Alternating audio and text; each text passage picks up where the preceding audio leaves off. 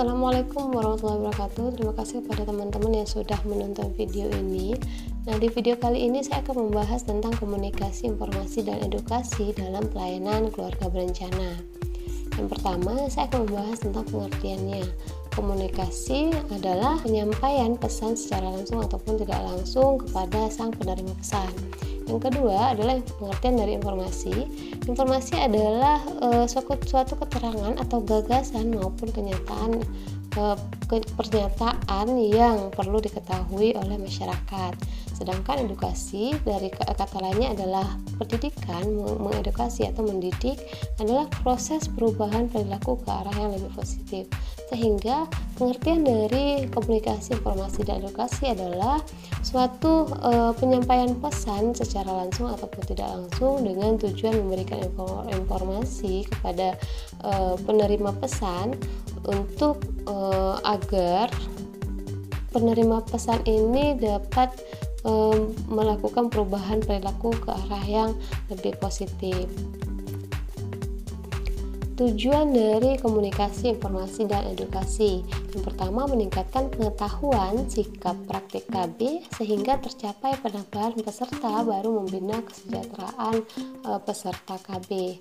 Nah, tujuan pertama ini adalah untuk meningkatkan pengetahuan baik tentang KB ataupun tentang hal-hal yang berhubungan dengan alat kontrasepsi sehingga peserta itu tertarik untuk memakai alat kontrasepsi sehingga peserta itu menjadi peserta yang baru untuk pemakaian alat kontrasepsi dan juga tidak terjadi penyesalan kepada klien tersebut.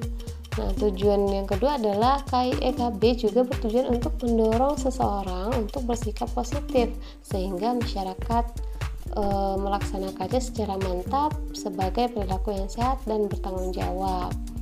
Nah, tujuan yang kedua ini adalah mendorong seseorang untuk bersikap yang lebih positif, lebih mau untuk memakai KB dan tidak ragu lagi dalam pemakaian alat kontrasepsi.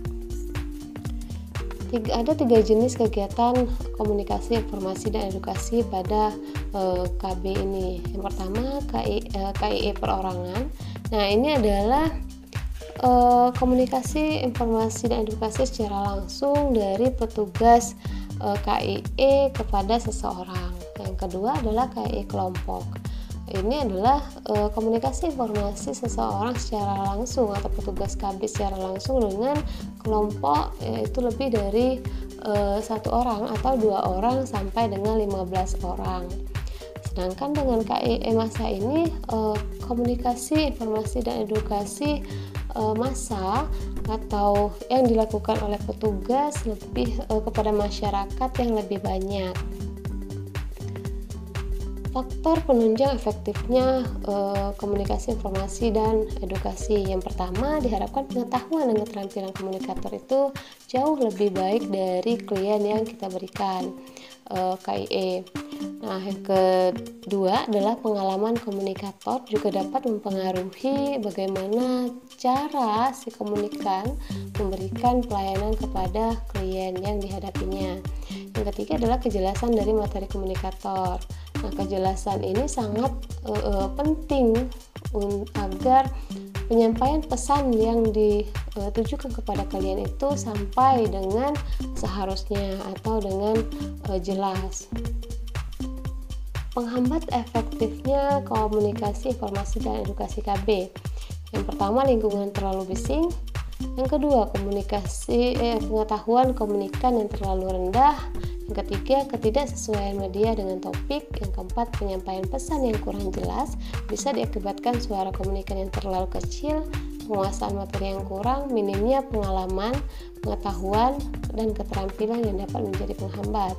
Nah, diharapkan kepada teman-teman komunikan jika nanti ingin memberikan komunikasi, informasi, dan edukasi KB, diharapkan mencari tempat-tempat yang kondusif kondisinya sehingga pesan-pesan yang ingin disampaikan kepada klien kita dapat tersampaikan dengan baik. Terus juga diharapkan kepada teman-teman komunikan terus menggali pengetahuannya agar kita tidak kalah dengan klien-klien yang akan konsultasi dengan kita. Yang sesuaikanlah media dengan topik yang kita akan bicarakan. Terus diharapkan kepada teman-teman dapat menyesuaikan tingkat ketinggian atau kejelasan suara agar suara dapat terdengar dengan jelas, dan juga materi juga diharapkan dapat dikuasai sebelum memberikan komunikasi informasi kepada klien yang kita hadapi.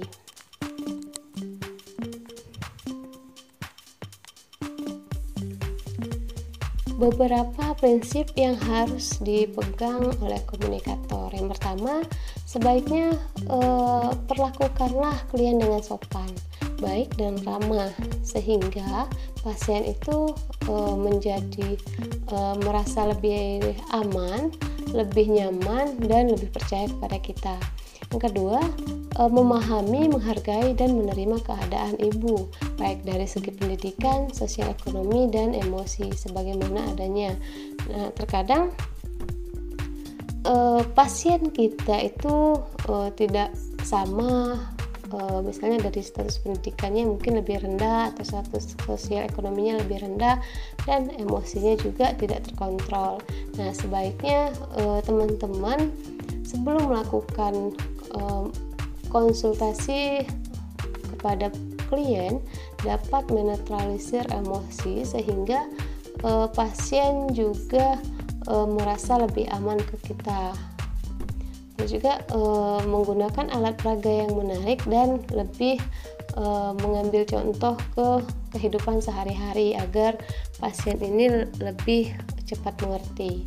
Yang kelima adalah menyesuaikan isi penyuluhan dengan keadaan dan risiko yang dimiliki ibu. Jangan sampai nanti penyuluhan dan tindakan yang kita pilih itu tidak sesuai dengan keadaan ibu tersebut, sehingga sasaran yang kita harapkan itu tidak tercapai, tujuan yang kita inginkan itu tidak tercapai. Baik teman-teman, mungkin cukup sekian video kali ini. Terima kasih sudah menonton. Jangan lupa untuk terus dukung channel ini supaya lebih cepat berkembang.